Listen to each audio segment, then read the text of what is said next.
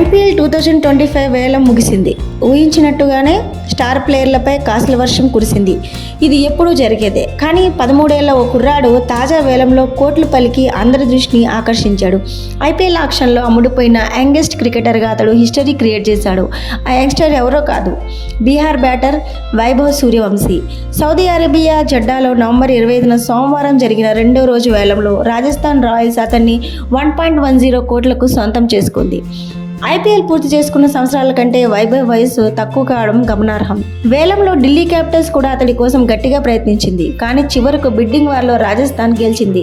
Rajasthan రాయల్స్కు head కోచ్గా తిరిగి వచ్చిన లెజెండరీ ప్లేయర్, మాజీ భారత కోచ్ రాహుల్ ద్రావిడ్ ట్రైనింగ్లో వైభవ్ రాటుదేలనున్నాడు. సూర్యవంశీ సమస్తీపూర్లో జన్మించాడు. చెన్నైలోని ఎంఏ చిదంబరం స్టేడియంలో ఆస్ట్రేలియా అండర్-19 జట్టుపై టెస్టుల్లో ఫాస్టెస్ట్ సెంచరీ కొట్టాడు. తన అరంగేట్రం మ్యాచ్లోనే ఫాస్టెస్ట్ సెంచరీ చేసిన ఇండియన్ క్రికెటర్గా హిస్టరీ క్రియేట్ చేశాడు.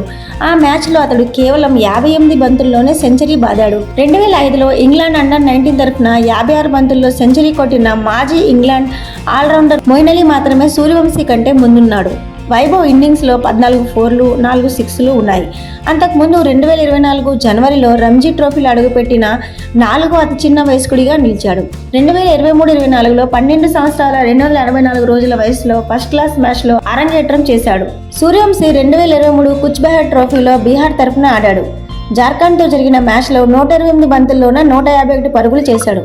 ఇందులో 22 ఫోర్లు, 3 సిక్సర్లు ఉన్నాయి.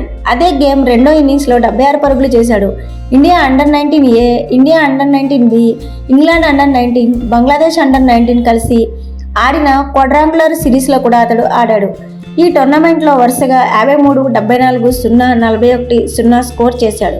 వైభవ్ సూర్యవంశీ రంజీ ఆరంగేట్రం తర్వాత అతడి తండ్రి సంజీవ్ మీడియాతో మాట్లాడుతూ 2023లో 6 ప్రధాన టోర్నమెంట్లలో వైభవ్ పాల్గొన్నాడు. అజింక్య రహానా, శివం దూబే, ధావల్ కుల్కర్ని వంటి ఆటగాళ్లతో ఆడటం గర్వించదగ్గ విషయం.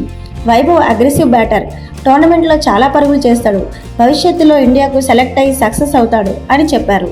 సూర్యవంశీకి 5 సంవత్సరాల వయసులోనే క్రికెట్కు ఉన్న ఆసక్తిని గమనించినట్లు సంజీవ్ చెప్పారు. అప్పటి నుంచి క్రికెట్లో తన కుమారుని ప్రోత్సహించారు.